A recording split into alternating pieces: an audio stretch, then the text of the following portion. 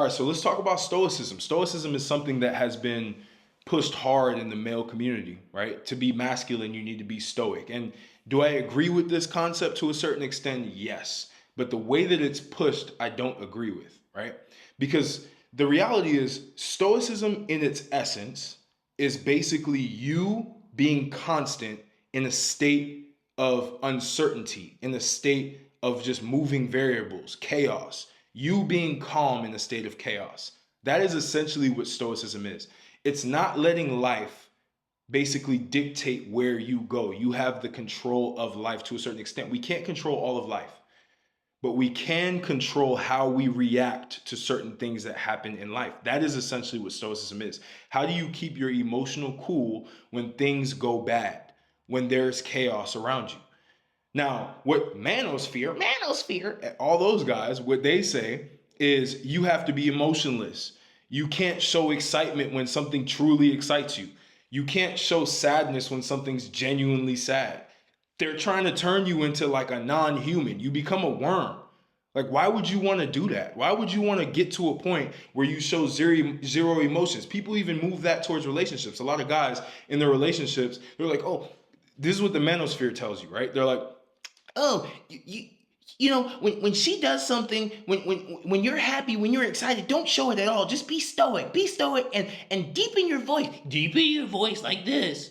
like they're trying so hard to deepen their voice. By the way, to get a deep voice, here's what I've learned, right? My voice got deeper when I actually went through life, when I actually gained life experience, when I went through dangerous situations, when things tested me. That's when my voice started to get deeper because I stopped having the level of just like not nonchalant, but there's a word for it where you're just naive, right? You're just naive to life. When you're naive to life, you're not calm. You're emotionally everywhere. You don't even have the self-awareness to regulate your emotions.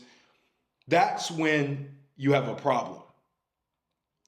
But the true Stoics, right? The true version of Stoicism is being in control of yourself, not trying to control your environment because you can't necessarily control what life throws at you, but you can control yourself.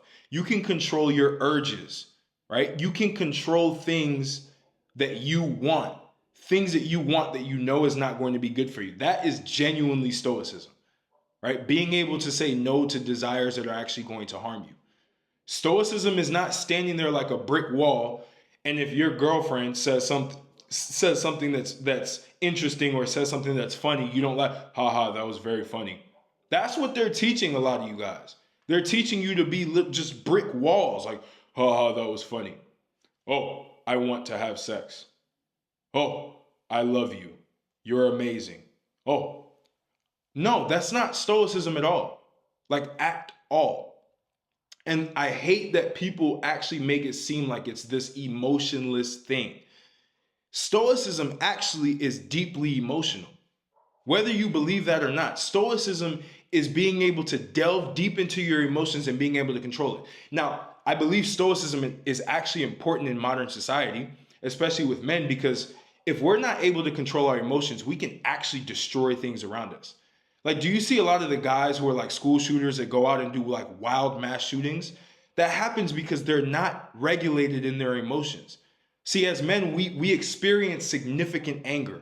We experience points in time where we just want to destroy things. That's natural, right? But how do you regulate that? How are you able to be aware of that and be able to regulate it to the point where it doesn't manifest outwardly? You don't actually do anything that harms other people. See, a stoic man is somebody who can not harm other people, even if he's genuinely like mad. Like, you don't harm any. If somebody's inflicting harm on you, of course, inflict harm back, like self-defense, right? But you're not out there letting your emotions dictate how you move. Let's say a guy, your girl cheats on you or whatever, and you go and you fight the guy. The opposite of that, which is true stoicism, is you understand what happened and you remove yourself from your situation. You don't get too emotional about it. Can you be sad? Of course. If you really were into her, I get it, right? But step away from the situation. Regulate your emotions. Regulate them. Don't suppress your emotions to the point where you don't have them. Because now you're like, that's what people who take antidepressants, like their emotions are literally just dulled down to the point where they're just lifeless. You don't want to be a lifeless person. You want to have life force. You want to have vitality, right? And to have that, you have to just start being more aware of your emotions rather than being the person who is constantly swayed by how they feel emotionally. Because the person who literally lets their emotions control them will never be successful in life, ever. The other side that's success comes down to you being able to control your emotions. Oh, you're doing something for your business, you get bored. Are you letting that emotion control you to the point where you still don't do the task, right? Stoicism, again, there's always this term of stoicism and discipline. Stoicism and discipline go hand in hand, right? Like when you know you have to get something done, you don't let your emotions sway you from getting it done. You don't let the emotions of the woman that you're with sway you from getting the things that you need to get done. That's actually true stoicism. But it's not you just being lifeless. That's what a lot of people are misinterpreting with the whole stoicism movement.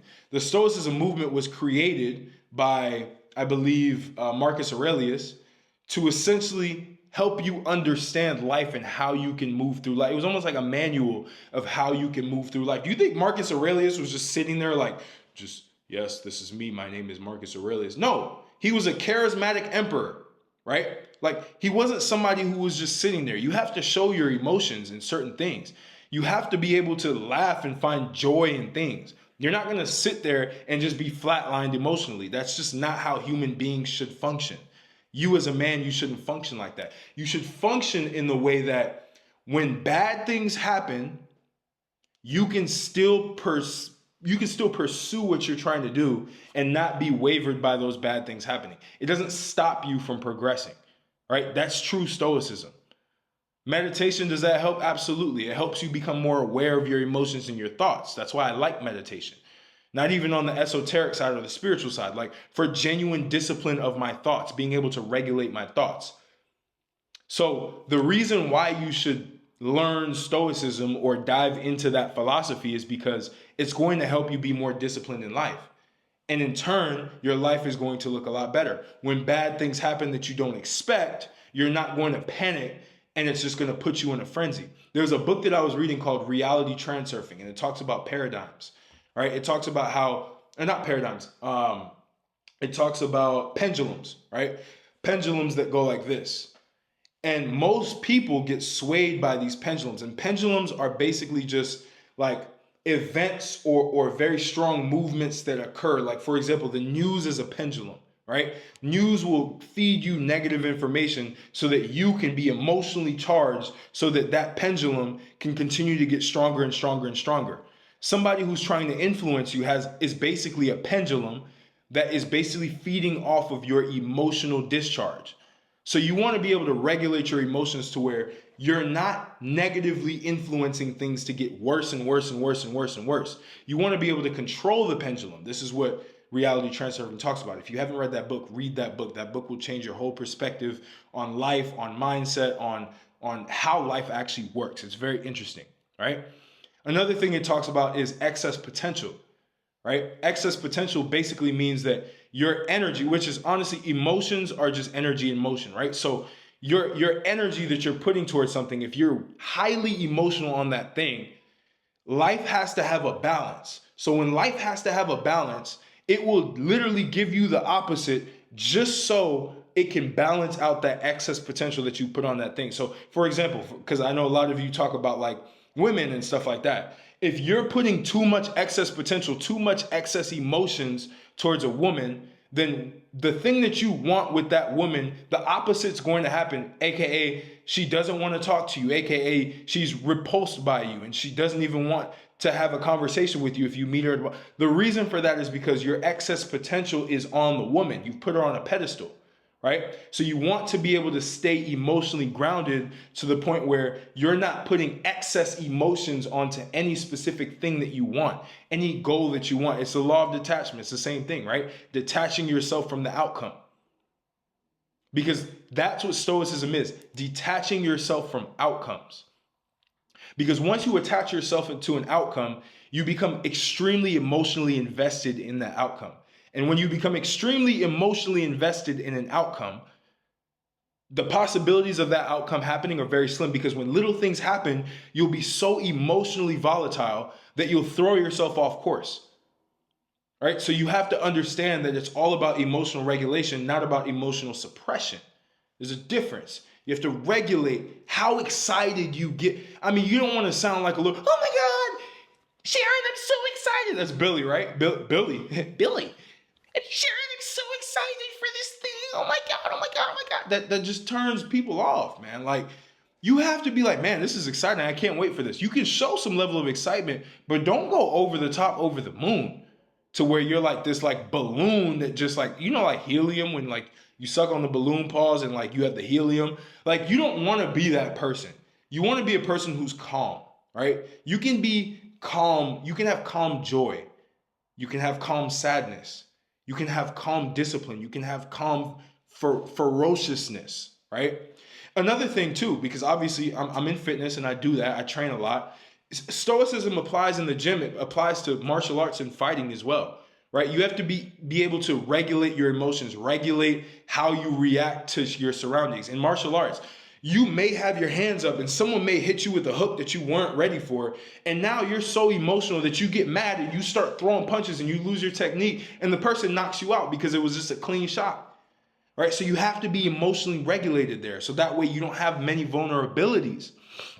Now, on the other side, when it comes to the gym, you may have a point where like you can't really control the weight. You have to focus on controlling the weight, because once you control the weight, you won't get injured. Because imagine if you let the weight move you and you just start trying to just use other body parts. That's how people get injured, right? So everything is about discipline and focus. Everything is about regulating your emotions so that you can retain the state that you need to retain to be able to accomplish the thing that you need to accomplish. All right, so I hope this helped. I hope this clarified what Stoicism is. This is my idea, my philosophy of Stoicism itself, like my personal interpretation of it. Like, comment, subscribe if you liked it. Share it with a friend who's super into Stoicism but doesn't really understand what it truly means. And they're like this like little like statue that doesn't move, doesn't smile, doesn't frown, doesn't do anything, doesn't have any like visible human emotions at all. That's the wrong way to go. That's the most unhealthy way to try to apply Stoicism in your life.